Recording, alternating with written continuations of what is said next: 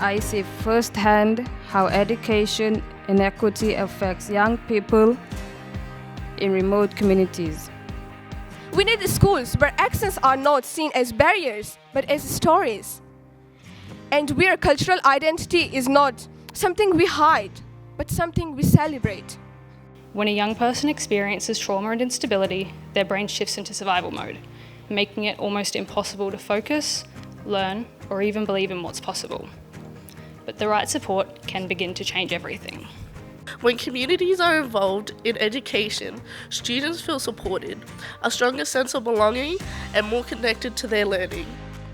We need systems that understand that trauma does not always speak perfect English, and that the young person's accent does not determine their intelligence, their potential, and their worth. Listening to 30 young people today has just reinvigorated and inspired me to keep going in a job that is all about listening to young people, giving them a platform to talk about their lived reality, talking to decision makers, being in Parliament, talking to ministers, making sure I'm connecting people with the ability to make profound decisions with the people they're making those decisions for and about. And we saw that today. We saw wonderful engagement between ministers, director generals, heads of organisations, and young people asking them to put in place a better solution.